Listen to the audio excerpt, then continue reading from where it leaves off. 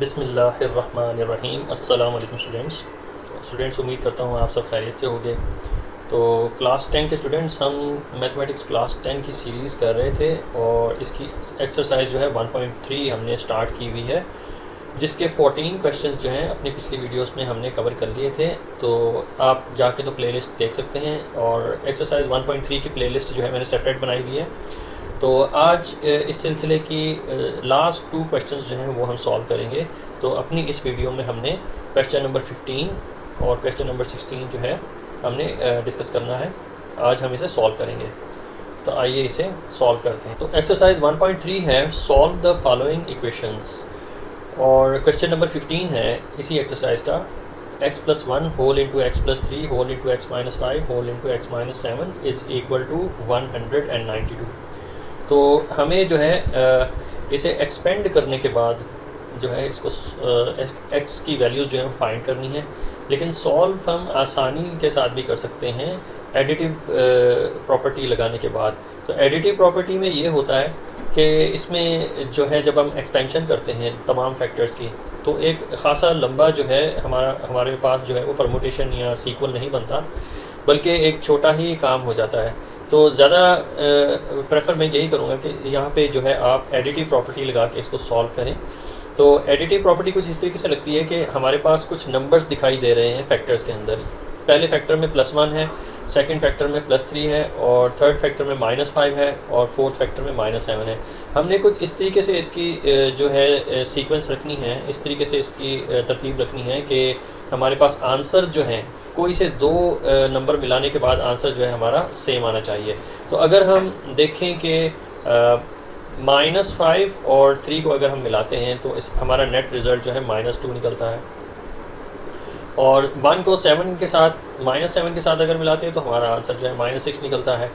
तो ये हमारा आंसर जो है सेम नहीं आता। तो इसी तरीके से हमने शफल अप करना है। शफल अप करने के बाद हमने जो है वो एडिटिव प्रॉपर्टी लगाने के बाद देखना है कि हमारे पास आंसर सेम कैसे आ सकता है। तो अगर हम फर्स्ट फैक्टर का +1 लेते हैं और थर्ड फैक्टर का जो है -5 लेते हैं, +1 और -5, तो इसका नेट रिज़ल्ट जो है हमारे पास -4 आता है। पीछे हमारे पास बच रहता है +3 और -7, तो इसको सेपरेटली लिख लेते हैं, +3 एंड -7। तो इसका भी नेट रिज़ल्ट जो है -4 आता है। इसका मतलब हमें जो है 1 को -5 से मिलाना है, यानी इस फैक्टर को इस फैक्टर से मिलाना है, और x+3 को हमें x-7 के साथ कंबाइन करना है, ताकि मल्टीप्लाई करने से हमारे पास कुछ वैल्यूज़ ऐसी हैं जो सेम आएँ, ताकि हम जो है इजीली इस इक्वेशन को सॉल्व करके फैक्टराइज करने के बाद x की वैल्यूज़ फाइंड कर सकें। तो आइए हम इसको सॉल्व करते हैं और इसको रीअरेंज करके कुछ इक्वेशन जो है डिफरेंट किस्म की बनाते हैं। तो हम फर्स्ट फैक्टर को यानी x+1 को कंबाइन करेंगे x-5 के साथ, क्योंकि एडिटिव प्रॉपर्टी में ये सेम आंसर दे रहे हैं जैसे ही अगर हम x+3 को कंबाइन करते हैं x-7 के साथ। तो x+1 यहाँ से हम अपना सोल्यूशन स्टार्ट करेंगे, और सबसे पहले हम इसको सीक्वेंस में लेके आएंगे।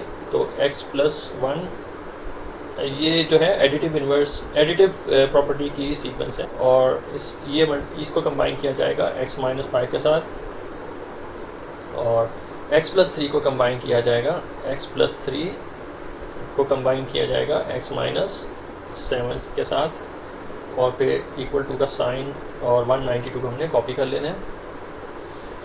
तो अब आप देख सकते हैं कि +1 और -5 जो है ये -4 आंसर देता है, और 3 - 7 जो है ये भी -4 आंसर देता है। तो एडिटिव प्रॉपर्टी जो है हमारी दोनों तरफ सेम आ रही है, तो ताकि हमारे पास जो यहाँ पे मैक्सिमम टर्म्स जो हैं वो बिल्कुल सेम हो जाएं, और उसको कोई आसान सी वैल्यू देके इसको फैक्टराइज आसानी के साथ कर लिया जा सके। तो एडिटिव प्रॉपर्टी लगाने का मकसद यही होता है कि हम आसानी के साथ जो है इसके फैक्टर्स को मल्टीप्लाई करके आंसर फाइंड कर सकें। अब स्टूडेंट्स, इन दोनों फैक्टर्स को जो है हम मल्टीप्लाई करेंगे। तो x multiplied by x is x², और -5x और 1 multiplied by x is +x, और 1 मल्टीप्लाइड बाई -5 इज़ -5। इसको हम ब्रैकेट में क्लोज कर लेंगे, और दूसरी जो 2 टर्म्स हैं, जो 2 फैक्टर्स हैं, इनको भी हमने मल्टीप्लाई करके एक्सपेंड करना है। तो ये हमारी हो जाएगी एक्सपेंशन। तो ये x² -7x +3x plus minus minus 3 7 21 whole is equal to 192। तो तो अब हमें जो है इसको क्वाड्रेटिक स्टैंडर्ड क्वाड्रेटिक इक्वेशन की फॉर्म में लिखना है। तो एक्स स्क्वायर और -x को सेट ऑफ -5x को सेट ऑफ करेंगे 1x के साथ, तो हमारा आंसर आता है -4x और -5। इसे हमने सेपरेट ब्रैकेट में रखना है और सेकंड फैक्टर को भी हमने जो है क्वाड्रेटिक स्टैंडर्ड फॉर्म में लेके आना है। तो ये हो जाएगा हमारे पास एक्स स्क्वायर और -7x + 3x, अगेन हमारे पास जो आंसर आएगा वो -4x का होगा और -21 को इसके साथ हमने लिख लेना है और इज़ इक्वल टू 192। तो नेक्स्ट स्टेप में आप ये देख सकते हैं कि हमारे पास एटलीस्ट 2 टर्म्स जो हैं एक ब्रैकेट में, वो दोनों ब्रैकेट में सेम आ रही हैं, यानी एक्स स्क्वायर -4x जो है दोनों ब्रैकेट में कॉमन है। तो हम सपोज़ कर लेते हैं यहाँ पे for the sake of simplicity हम ये सपोज़ कर लेते हैं कि x square -4x B Y, कि ये जो है हमारे पास y है। तो हमने जहाँ पे एक्स स्क्वायर -4x है वहाँ पे हमने उसको सब्सटीट्यूट कर देना है y से। अब देखते हैं हमारे पास क्या इक्वेशन निकल के आती है। तो अपने नेक्स्ट स्टेप में हमने सब्सटीट्यूशन करनी है। तो ये हो जाएगा हमारे पास y -5 और ये हो जाएगा हमारे पास y -21। तो सब्सटीट्यूशन हमने एक्स स्क्वायर -4x की जगह पे y की है। तो जहाँ जहाँ पे ये वैल्यू थी हमने उसको सब्सटीट्यूट कर दिया। इसको इक्वेट कर देंगे हम 192 से।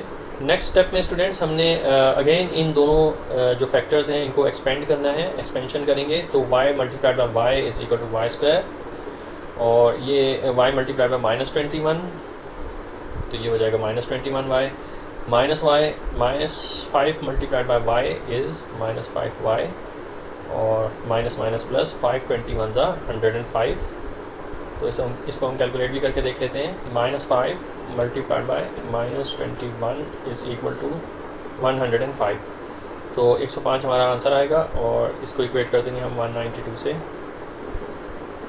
अब स्टूडेंट्स इसको फर्दर सिंप्लीफाई करते हैं और क्वाड्रेटिक इक्वेशन फॉर्म में लेके आते हैं। तो हमारे पास y स्क्वायर जो है ये एज इज़ रहेगा और -21y और -5y को हमने जो है सेट ऑफ करना है। तो ये हो जाएगा हमारे पास -26y और +105 और 192 को भी लेफ़्ट साइड पे लेके आएंगे तो ये -192 बन जाएगा और इज़ इक्वल टू 0।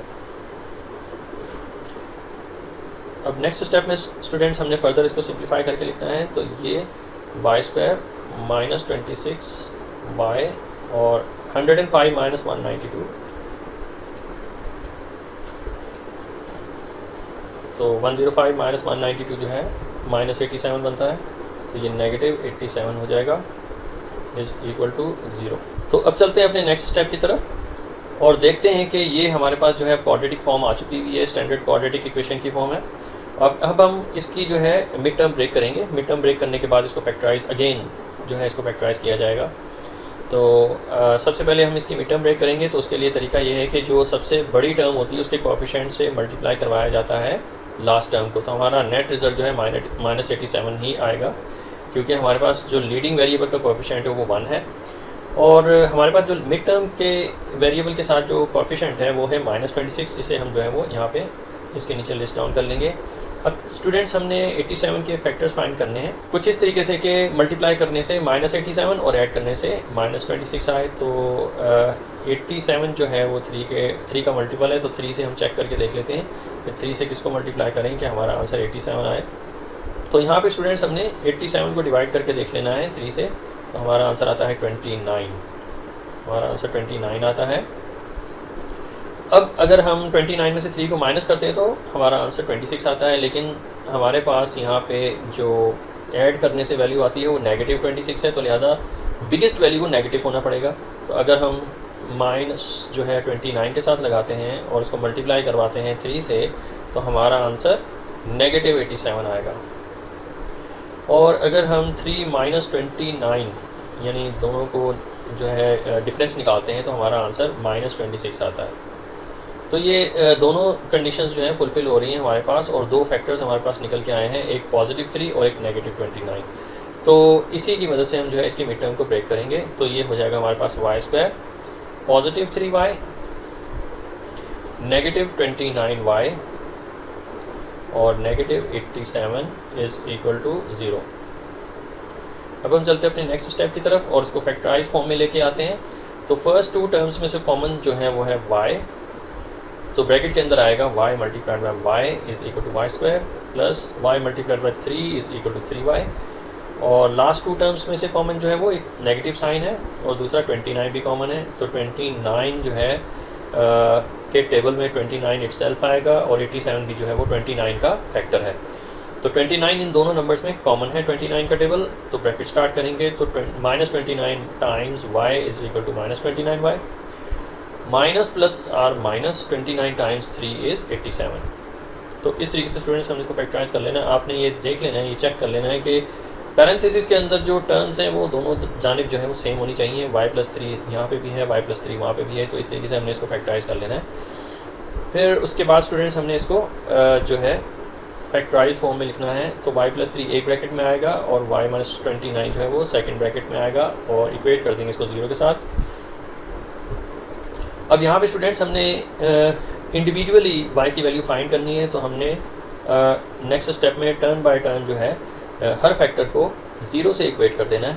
तो ये हो जाएगा हमारे पास y+3 इज़ इक्वल टू 0 और दूसरी जानिब जो दूसरा फैक्टर है वो हो जाएगा हमारे पास y-29 इज़ इक्वल टू 0। अब हम दोनों इक्वेशंस को सॉल्व कर लेते हैं और y के लिए वैल्यू जो है वो फाइंड कर लेते हैं। तो y इज़ इक्वल टू ये हो जाएगा हमारे पास -3, एक y की वैल्यू -3 है और दूसरे y की वैल्यू -29 राइट साइड को जाएगा तो पॉजिटिव 29 होगा। तो ये सेकंड वैल्यू हमारे पास निकल के आ गई है। अब चूँकि हमने y को सपोज़ किया हुआ था कि y की जगह पे हमने शुरू में मैंने आपको ये करके दिखाया था कि late x² - 4x B y।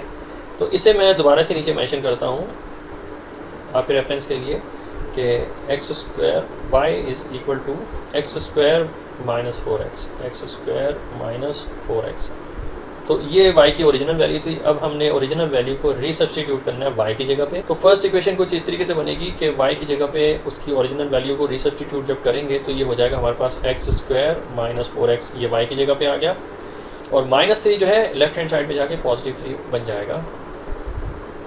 और राइट हैंड साइड पे भी इक्वेशन कुछ इस तरीके से बन रही है कि y की जगह पे हमने उसकी ओरिजिनल वैल्यू को सब्स्टिट्यूट करना है जो कि है x² - 4x और 29 जो है वो लेफ़्ट साइड पे जाएगा तो हमारे पास ये -29 बन जाएगा इज़ इक्वल टू 0।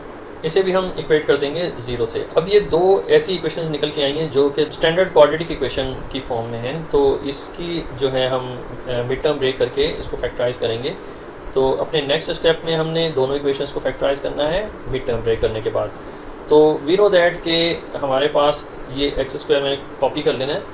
ये हम जानते हैं कि -3 और -1 दोनों मिल के जो है +3 होते हैं। तो फर्स्ट टर्म का जो है कोएफिशिएंट हमारे पास यहाँ पे 1 है। 1 को 3 से जब मल्टीप्लाई करते हैं तो हमारा आंसर मल्टीप्लाई करने से 3, जबकि ऐड करने से -4 आना चाहिए।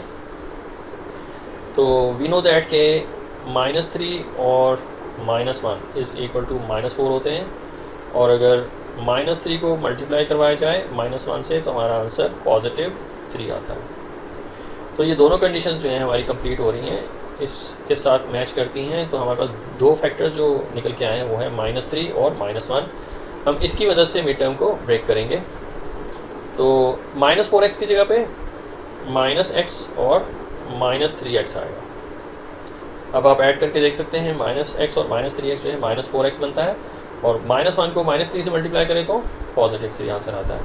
तो +3 इसके साथ कंबाइन होगा और इक्वेट कर देंगे इसको 0 के साथ। अब देखते हैं कि फैक्टर फॉर्म कैसी बनती है इसकी। तो फर्स्ट टू टर्म्स में से कॉमन बाहर निकलेगा जो कि है x, तो ब्रैकेट के अंदर x-1 आ जाएगा और लास्ट टू टर्म में कॉमन है माइनस और 3। तो यहाँ पे भी हमारे पास जो है x-1 जो है नेट रिज़ल्ट निकलेगा। इसे हम इक्वेट कर देंगे 0 से। अब हम चलते हैं अपनी नेक्स्ट इक्वेशन की तरफ जो कि स्टैंडर्ड क्वाड्रेटिक इक्वेशन फॉर्म है। तो इसे भी हम जो है इसकी मिड टर्म ब्रेक करके सॉल्व करेंगे। तो ये जो सेकंड इक्वेशन है हमारे पास स्टैंडर्ड क्वाड्रेटिक इक्वेशन, इसको फैक्टराइज नहीं किया जा सकता। बाज़ क्वाड्रेटिक इक्वेशन ऐसी होती हैं जिसको फैक्टराइज नहीं किया जा सकता। तो उसकी जो फैक्टराइजेशन फॉर्म है वो इंटीजर्स में नहीं निकलती, वो डेसिमल्स में निकलती है। तो इसके अगर रूट्स हमें फाइंड करने हैं तो हमें यूज़ करना पड़ेगा क्वाड्रेटिक फार्मूला। तो हमारे पास चूँकि पूरी इक्वेशन में x वेरिएबल है तो x से स्टार्ट करेंगे। x इज़ इक्वल टू, सबसे पहले मैं यहाँ पे आपको मेंशन कर दूँ कि क्वाड्रेटिक फार्मूला जो है हमारे पास होता है x is equal to minus B plus minus B square minus 4ac, ये हो जाएगा हमारे पास होल अंडर रूट और divided by 2 multiplied by a। तो क्वाड्रेटिक फार्मूला यूज़ करने के लिए हमें जो 3 वैल्यूज़ हैं a, b एंड c, इनको डिटरमिन करना ज़रूरी है। तो सबसे पहले a की वैल्यू हम निकाल लेते हैं। a की वैल्यू जो लीडिंग वेरिएबल के साथ जो कोएफिशिएंट होता है वो a की वैल्यू होती है जो कि है 1। b जो है हमारे पास जो सेकंड टर्म होती है क्वाड्रेटिक इक्वेशन की, उसके कोएफिशिएंट को कहते हैं b। तो b इज़ इक्वल टू -4 और c जो है हमारे पास कांस्टेंट होता है, सबसे लास्ट वाली टर्म होती है जो कि है -29। तो अपनी इन्हीं वैल्यूज़ को a, b, c को हमने प्लग इन करना है अपने क्वाड्रेटिक फार्मूले में और फाइंड कर लेने हैं x की पॉसिबल 2 वैल्यूज़। तो x is equal to minus, according to the formula minus से स्टार्ट हो रहा है और b की वैल्यू हमारे पास यहाँ पे है -4, तो हम ब्रैकेट में लिखेंगे -4। इसके बाद स्टूडेंट्स हमारे पास है प्लस माइनस का साइन, तो प्लस माइनस का साइन एज इट इज़ हम ड्रॉ कर देते हैं। और फिर उसके बाद हमारे पास है b का स्क्वायर, तो b का स्क्वायर जो है हमारे पास आप देख सकते हैं b की वैल्यू -4 है, तो -4 का होल स्क्वायर ले लेंगे, -4 होल स्क्वायर।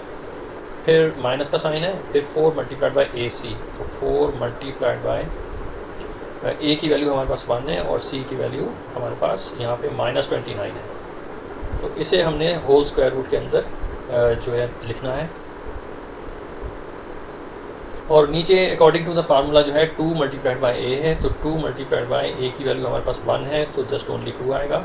अब हम इसे सॉल्व करते हैं इस क्वाड्रेटिक फार्मूले को और पॉसिबल 2 रूट्स जो हैं x के वो हम फाइंड करने की कोशिश करते हैं। तो यहाँ पे हमारे पास x is equal to minus minus से मल्टीप्लाई होकर +4 और प्लस माइनस का साइन ड्रॉ करने के बाद हमने स्क्वायर रूट के अंदर की वैल्यूज़ को सॉल्व करना है। तो -4 का स्क्वायर जो है हमारे पास 16 होता है, +16।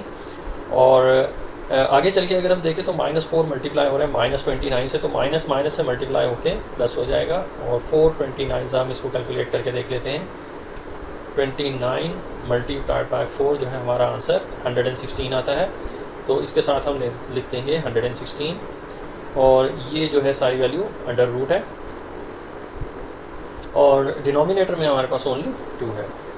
तो फर्दर हम इसको सॉल्व करते हैं और देखते हैं x की क्या वैल्यूज़ निकलती हैं। तो x is equal to 4 plus minus 16 plus 116 जो है टोटल हमारे पास क्या बनता है 16 प्लस 116, तो हमारा आंसर आता है 132। तो यहाँ हम इसको 132 को अंडर रूट करके लिखेंगे और डिनोमिनेटर में 2 ही आएगा अभी बदस्तूर। तो आगे चलते हैं, इसको देखते हैं इसका क्या आंसर आता है। अपने नेक्स्ट स्टेप में हम देखते हैं कि 4 प्लस माइनस 132 को अगर अंडर रूट में रखें तो हमारा क्या आंसर आएगा। तो अंडर रूट 132, तो हमारा आंसर आता है 2 अंडर रूट 33। तो यहाँ हम लिखेंगे 2 under root 33 whole divided by 2। अब यहाँ पे वैल्यूज़ को हमने स्टूडेंट सेग्रीगेट कर देना है, प्लस की वैल्यू को सेपरेट कर देना है और नेगेटिव वैल्यू को सेपरेट कर देना है। तो हम यहाँ से जो है इसको बाइफरकेट कर देंगे। तो x इज़ इक्वल टू 4 और प्लस का साइन ड्रॉ करने के बाद 2 अंडर रूट 33 लिखेंगे, ये होल डिवाइडेड बाय 2 है। और दूसरी जानिब जो है हमने इसको नेगेटिव में भी लिखना है। तो x is equal to 4 minus 2 under root 33 whole divided by 2। इसको फर्दर हम सॉल्व करते हैं। तो हमारे पास यहाँ पे x इज़ इक्वल टू, इसको हम फैक्टराइज कर लेंगे 4 और 2 अंडर रूट 33 को 2 अंडर रूट 33 को हमने फैक्टराइज कर लेना है। तो दोनों टर्म्स में कॉमन जो है वो 2 का टेबल है, तो 2 बाहर निकलेगा। तो ब्रैकेट के अंदर हमारे पास 2 प्लस अंडर रूट 33 रह जाएगा और इसको डिवाइड करेंगे 2 से। तो यहाँ पे स्टूडेंट्स हमारे पास 2 जो है 2 से कैंसिल हो रहा है। तो ओनली वैल्यू हमें जो निकल के दिखाई देगी वो होगी 2 प्लस अंडर रूट 33। और दूसरी जानिब भी हम इसको सॉल्व कर लेते हैं। तो ये हो जाएगा हमारे पास, इन दोनों में से कॉमन अगर निकालें तो 2 कॉमन है। तो ब्रैकेट के अंदर 2 माइनस अंडर रूट 33 रहेगा। से ब्रैकेट में क्लोज करेंगे और डिवाइड बाय 2 जब करेंगे तो हमारे पास ये 2 इस 2 से कैंसिल हो जाएगा। ओनली 2 माइनस √3 हमारे पास √33 जो है हमारे पास नेट आंसर आ जाएगा। तो अब हम इन दोनों को कंबाइन करके ले सकते हैं। उसकी वजह ये है कि दोनों तरफ जो है वैल्यूज़ बिल्कुल सेम है, तो जस्ट हमें प्लस माइनस का साइन ड्रॉ करना पड़ेगा इनके दरमियान में इनको कंबाइन करने के लिए। तो x is equal to 2 plus minus √33 हमारा आंसर आया है। ये हमारी जो है दो रूट्स निकले हैं x के, और जो सेकंड रूट्स हैं हम जो है इसको सॉल्व करके, इस इक्वेशन को सॉल्व करके निकाल लेते हैं। तो इसे हम कैरी ऑन करते हैं। तो ये फैक्टराइज फॉर्म में कुछ इस तरीके से होगा, ये x-1 whole into x-3 is equal to 0 हो जाएगा। तो एक x की वैल्यू हमारे पास जो निकल रही है x-1 इज़ इक्वल टू 0 करेंगे और बीच में सेमीकोलन ड्रॉ करेंगे और x-3 इज़ इक्वल टू 0 लिखेंगे। तो हमारे पास फर्स्ट x की वैल्यू जो है वो 1 है और सेकंड x की वैल्यू जो निकल रही है वो है +3। तो ये जो x की वैल्यूज़ है इन्हें हमने सॉल्यूशन सेट में लिखना है। तो x का सॉल्यूशन सेट हम कुछ इस तरीके से बनाएंगे। x is equal to curly bracket start करेंगे तो हमारे पास 4 पॉसिबल वैल्यूज़ निकली हैं। एक x की वैल्यू 1 है, इसको हम लिस्ट डाउन कर लेते हैं यहाँ पे। तो दूसरी x की वैल्यू जो है वो 3 है और तीसरी x की वैल्यू हमने जो फाइंड की है वो है तीसरी और चौथी जो x की वैल्यू हमने फाइंड की है वो है 2 प्लस माइनस √33। तो 2 प्लस माइनस √33, तो ये हैं हमारे पास जो है x के रूट्स हैं, पॉसिबल वैल्यूज़ हैं x की। तो इसको हमने जो है अपने सोल्यूशन सेट में कर्ली ब्रैकेट के अंदर लिखना है कि 1, 3, 2 प्लस माइनस √33 और इस कर्ली ब्रैकेट को हमने क्लोज कर देना है। तो इस तरीके से हमने जो है पॉसिबल रूट्स फाइंड कर लेने हैं x के और ये हो जाएगा हमारा फाइनल आंसर। अब हम चलते हैं अपने नेक्स्ट क्वेश्चन की तरफ और नेक्स्ट क्वेश्चन है हमारा क्वेश्चन नंबर 16 और इसमें भी आप देख सकते हैं कि फैक्टर्स हैं। तो फैक्टर्स को कुछ इस तरीके से हमने एक्सपेंड करना है कि हमें प्रॉपर्टी लगानी पड़ेगी एडिटिव की।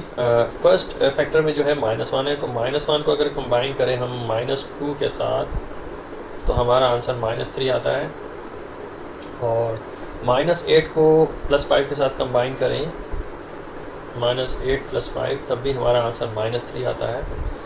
तो हमें दो फैक्टर्स मिल चुके हैं जिन्हें आपस में मल्टीप्लाई करने से सेम आंसर आता है। हमारी एडिटिव प्रॉपर्टी का जो कंडीशन है वो कंप्लीट होती है, यानी -3 आंसर आता है -1 -2 से और -3 आंसर आता है -8 + 5 से।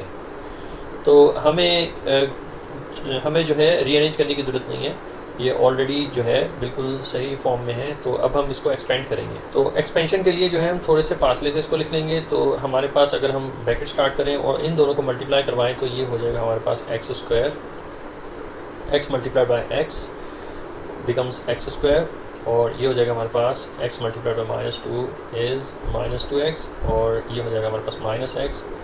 फिर जो माइनस माइनस से मल्टीप्लाई होगा 1 2 ज़ा 2, तो ये हमारे पास फाइनल आंसर आता है इन दोनों को मल्टीप्लाई करवाने से। अब लास्ट 2 फैक्टर्स जो हैं इनको भी हमने मल्टीप्लिकेशन करवानी है, मल्टीप्लाई करवाना है। तो इसको मल्टीप्लाई करके हम एक्सपेंड करेंगे। तो x मल्टीप्लाइड बाय x जो है x² है और x multiplied by +5 is +5x and x multiplied -8 multiplied by x -8 multiplied by x और -8 मल्टीप्लाइड बाय +5। तो प्लस माइनस ज़ार माइनस 8 5 ज़ार 40। इसे हम क्लोज़ कर देंगे और साथ में हमारे पास +360 को हमने कॉपी डाउन कर लेना है यहाँ पे। तो +360 इज़ इक्वल टू 0। अब स्टूडेंट्स हम इसको सेट ऑफ करेंगे जो लाइक टर्म्स हैं। तो कुछ इस तरीके से हमारी जो है ये इक्वेशन बनेगी x² -2x और -x जो है वो -3x बनेगा। लास्ट में हमारे पास +2 है और इसको हम इनक्लोज़ कर देंगे पैरेंथेसिस के अंदर और नेक्स्ट पैरेंथेसिस से स्टार्ट करेंगे और यहाँ पे हमने x² को कॉपी कर लेना है और +5x और -8x को हमने सेट ऑफ कर देना है। तो इसका आंसर भी -3x आएगा और लास्ट में हमारे पास -40 है, इसको हमें क्लोज़ कर देना है पैरेंथेसिस में और +360 लिख देना है इज़ इक्वल टू 0। अब स्टूडेंट्स अब हम चलते हैं अपने नेक्स्ट जो है स्टेप की तरफ। तो नेक्स्ट स्टेप में जाने से पहले हमें जो है इस पूरी इक्वेशन को सिंप्लीफाई करके लिखना है। कुछ आसान तरीके से, आसान से वेरिएबल लगा के इसको जो है रिफॉर्म करेंगे फिर इसको सॉल्व करना या इसको फैक्टराइज करना आसान हो जाएगा। तो जैसा कि आपको नज़र आ रहा है कि हमारे पास फर्स्ट फैक्टर के अंदर जो 2 टर्म्स हैं वो बिल्कुल दोनों जगह पे कॉमन है, तो ये बिल्कुल इसके सेम है, दोनों जगह पे कॉमन आ रही हैं, यानी कि x स्क्वायर माइनस 3x दोनों ब्रैकेट्स में कॉमन है। तो लिहाजा हम सपोज कर लेंगे कि let x square minus 3x be y, इसको हम y तस्वुर कर लेंगे। और अब देखेंगे कि हमारे पास जो है कैसी इक्वेशन बन के आती है अगर हम y को सब्सटीट्यूट करते हैं इन दोनों टर्म्स की जगह पे। तो अपने नेक्स्ट स्टेप में हम सब्सटीट्यूशन करेंगे, जहाँ पे x स्क्वायर माइनस 3x है वहाँ पे y आ जाएगा और साथ में +2 होल इंटू, और यहाँ पे भी हमारे पास x स्क्वायर माइनस 3x है तो इसको सब्सटीट्यूट कर देगा y, और -40 whole plus 360 is equal to 0। Next step की तरफ चलते हैं, और हमारे पास ये जो 2 फैक्टर्स आए हैं अगेन हमें इसको जो है एक्सपेंड करना है मल्टीप्लाई करने के बाद। तो y multiplied by Y is equal to Y square, और ये y multiplied by -40 is -40y, 2 multiplied by Y is +2y, +2 multiplied by -40, तो ये हो जाएगा हमारे पास 80 माइनस 80, 40 मल्टीप्लाई बाई 2 इज़ 80, और साथ में हमारे पास +360 है। इक्वेट कर देंगे इसको 0 से। अब हम चलते हैं अपने नेक्स्ट स्टेप की तरफ, और अब हमें जो लाइक टर्म्स हैं उन्हें हम सिंप्लीफाई करेंगे। तो हमारे पास ये y square as it is आएगा, क्योंकि इसके साथ की कोई भी टर्म हमें पूरी इक्वेशन में नहीं मिलती। अब जो -40y और +2y है इन्हें हम जो है सेट ऑफ करेंगे, तो हमारा इसका नेट रिज़ल्ट निकलता है -38y, और 360 में से अगर 80 माइनस करें तो हमारा आंसर आता है, तो ये पॉजिटिव 280 हमारा आंसर आएगा यहाँ पे, is equal to 0। -80 plus 360 is equal to 280, तो पॉजिटिव 280 हमारा यहाँ पे आंसर आएगा। और -40 प्लस 2 को भी हम चेक कर लेते हैं, -40 प्लस 2, तो हमारा आंसर -38 आता है, जो कि मैंने ऑलरेडी यहाँ पे मेंशन कर दिया है। अब हम चलते हैं अपने नेक्स्ट स्टेप की तरफ। तो नेक्स्ट स्टेप में आप ये देख सक रहे हैं कि जो पिछला स्टेप है इसमें जो हमारे पास इक्वेशन निकल के आई है ये स्टैंडर्ड क्वाड्रेटिक फॉर्म है, तो इसे हम जो है मिड टर्म ब्रेक करके सॉल्व करेंगे। तो सबसे पहले हमने वाई स्क्वायर को कॉपी कर लेना है। तो मिड टर्म का रूल ये है कि हमने जो फर्स्ट टर्म का जो कोएफिशिएंट है जो कि 1 है, इसे हमने मल्टीप्लाई करना होता है लास्ट टर्म से। तो 1 मल्टीप्लाइड बाई 280, तो हमारे पास आंसर ये पॉजिटिव 280 ही आएगा।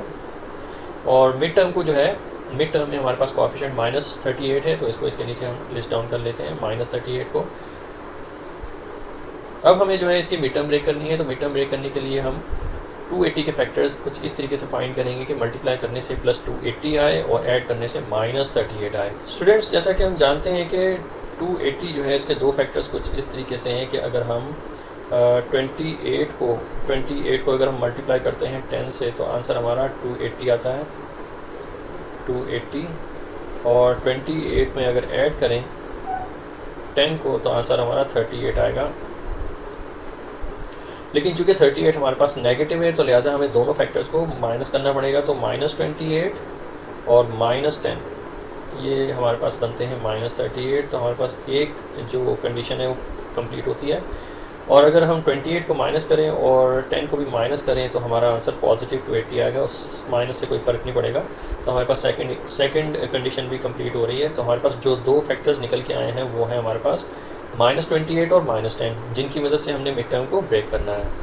तो हम इसको जो है इसकी मिड टर्म को ब्रेक करके लिख लेते हैं कि ये -10y और -28y, ये दोनों को ऐड करें, इन दोनों को, तो -38y बनता है, और दोनों को मल्टीप्लाई करने से पॉजिटिव 280 आंसर आता है। तो +280 को हमने जो है वो इसके साथ कंबाइन करके लिखना है और इक्वल टू 0। चलते हैं अपने नेक्स्ट स्टेप की तरफ और इसको फर्दर सिंप्लीफाई करते हैं। तो फर्स्ट 2 टर्म्स में से कॉमन निकालेंगे, तो वो है y, और ब्रैकेट के अंदर हमने y multiplied by y is equal to Y square minus y multiplied by 10 is equal to 10y।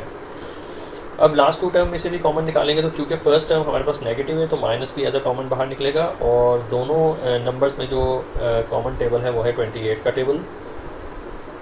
क्योंकि 28 और 280 दोनों ही 28 के मल्टीपल्स हैं, तो दोनों मल्टीपल्स हैं, इसका मतलब दोनों में कॉमन जो है वो 28 है। अब ब्रैकेट स्टार्ट करेंगे तो -28 times y is equal to -28y, -28 times -10 is equal to +280। तो इस तरीके से हमने इसको फैक्टराइज कर लिया। अब हम इसको फैक्टराइज फॉर्म में लिखेंगे। नेक्स्ट स्टेप पे चलते हैं और इसको फैक्टराइज फॉर्म में लिख लेंगे। ये y - 10 बन जाएगा और होल इनटू ये पाई -28 हो जाएगा और इसको इक्वेट कर देंगे हम 0 से। तो ये दो फैक्टर्स हैं हमारे पास जो निकल के आए हैं। तो हमारे पास ये y की वैल्यूज़ जो है हमने फाइंड करनी है, तो हम हर फैक्टर को टर्न बाय टर्न 0 से इक्वेट करेंगे। तो सबसे पहले y - 10 को इक्वल टू करते हैं 0 के, और फिर y - 28 को भी इक्वेट करेंगे हम 0 के। तो एक जो y की वैल्यू है हमारे पास आ रही है y इज़ इक्वल टू +10 और दूसरी वैल्यू आ रही है y की 28, +28। तो अब जो हमने सपोज़ किया हुआ था कि x² - 3x b y, तो ये इसकी ओरिजिनल वैल्यू जो है हमें रीसब्स्टिट्यूट करनी पड़ेगी, जो ये दो इक्वेशंस निकल के आई हैं इनके अंदर। तो यहाँ पे मैं इसे मेंशन कर देता हूँ, x² - 3x is equal to y। अब हमें जो है y की जगह पे उसकी ओरिजिनल वैल्यू को सब्स्टिट्यूट करना है, जो कि है x² - 3x।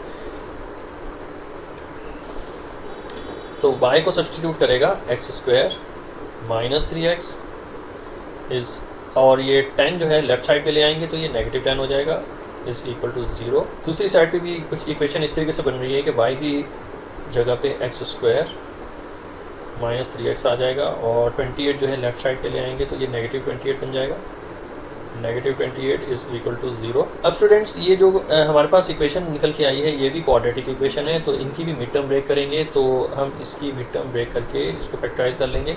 तो x² एज इट इज़ आएगा और 2 5s are 10 होता है, 2 टाइम्स 5 इज़ 10, चूँकि -3 चाहिए तो +2x और -5x लिखेंगे, जिनको ऐड करने से हमारा नेट रिज़ल्ट जो है -3x आता है, और +2 को अगर -5 से मल्टीप्लाई करें तो -10 आंसर आता है। तो इस तरीके से हमने इसकी मिड टर्म ब्रेक कर दी है और -10 को हमने कंबाइन कर लेना है इसके साथ और इक्वल टू 0 कर देंगे।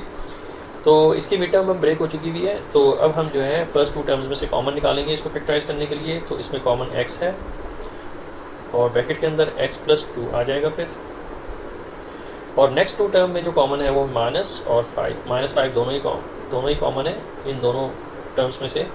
तो ब्रैकेट के अंदर -5 को अगर x से मल्टीप्लाई करें तो -5x, और -5 को अगर +2 से मल्टीप्लाई करें तो -10 हमारा आंसर आता है। ब्रैकेट क्लोज करके इक्वेट कर देंगे 0 से। तो इसकी जो फॉर्म निकलती है वो कुछ इस तरीके से निकलती है कि पहला फैक्टर हमारे पास x + 2 निकल के आ रहा है और दूसरा फैक्टर हमारे पास x - 2 निकल के आ रहा है, x - 5 निकल के आता है। इसे हम इक्वेट कर देंगे 0 से। तो फर्स्ट x की जो वैल्यू होगी x + 2 इज़ इक्वल टू 0, ये एक इक्वेशन हो जाएगी, और सेकंड इक्वेशन है x - 5 इज़ इक्वल टू 0। तो x की पॉसिबल वैल्यूज़ जो हैं वो ये निकल रही हैं कि x इज़ इक्वल टू ये 2 उस तरफ जाके -2 बन जाएगा, और x इज़ इक्वल टू ये -5 राइट साइड पे जाके +5 हो जाएगा। तो ये दो पॉसिबल वैल्यूज़ हैं x की। अब हम चलते हैं अपनी दूसरी इक्वेशन की तरफ। तो दूसरी इक्वेशन भी जो है वो क्वाड्रेटिक फॉर्म है, तो इसकी भी जो है हम मिड टर्म ब्रेक करके इसको जो है फैक्टराइज कर लेंगे।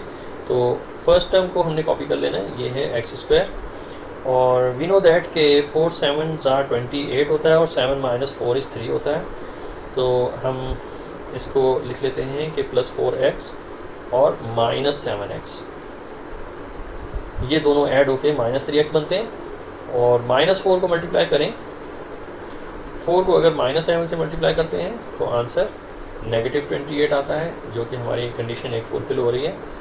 और 4 - 7 करें तो हमारा नेट रिज़ल्ट जो है -3 आता है, जो कि हमारी मिड टर्म की कंडीशन को भी पूरा करता है। तो 4 और -7 जो हैं ये दोनों ही फैक्टर्स हैं जिनकी मदद से हमने मिड टर्म को ब्रेक किया है, जो कि है -3x। तो लास्ट में हमने -28 को कंबाइन कर लेना है, तो -28 को इक्वेट कर देंगे अब 0 के साथ।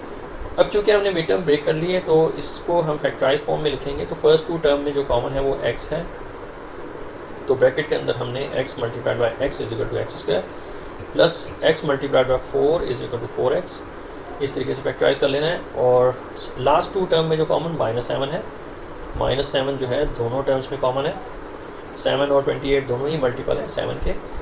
तो ब्रैकेट स्टार्ट करेंगे, -7 को x से मल्टीप्लाई करेंगे तो -7x आंसर आ जाएगा।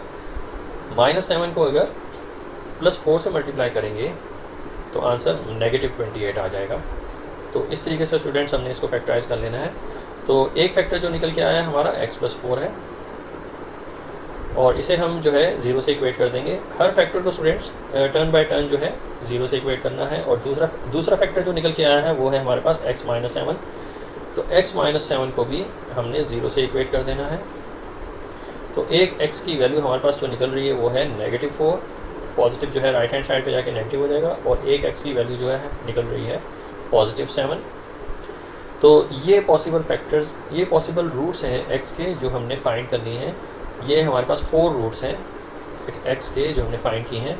तो उसका सोल्यूशन सेट जो है वो हम अब बनाने जा रहे हैं। तो यहाँ पे हम अपना सोल्यूशन सेट बना लेते हैं, और x जो है is equal to curly bracket से स्टार्ट करेंगे और सबसे स्मॉलेस्ट वैल्यू पहले लिखेंगे। हमारे पास 4 वैल्यूज़ निकल के आई हैं x की। फर्स्ट वैल्यू जो है हमारे पास -2 है, फिर 5 है, फिर -4 है, फिर 7 है। तो सबसे जो लीस्ट वैल्यू है हमारे पास यहाँ पे -4 है, तो -4 को सबसे पहले लिखेंगे। फिर उसके बाद इससे बड़ी वैल्यू जो है -2 है, तो -2 के इसके बाद में लिखेंगे। कॉमा ड्रॉ करने के बाद इससे बड़ी वैल्यू जो है हमारे पास 5 है। 5 को लिखने के बाद लास्ट वैल्यू हम लिखेंगे 7, जो सबसे बड़ी वैल्यू है, और कर्ली ब्रैकेट में इसको इनक्लोज कर देंगे। तो ये स्टूडेंट्स हो जाएगा हमारा फाइनल आंसर। ये हमारा सोल्यूशन सेट है। तो इस तरीके से हमने जो है x के रूट्स फाइंड कर लेने हैं। आई होप स्टूडेंट्स आपने बहुत अच्छे तरीके से इसको अंडरस्टैंड किया होगा, लेकिन फिर भी कोई कसर रह गई होगी तो आप उससे क्वेश्चन करके कमेंट में पूछ सकते हैं।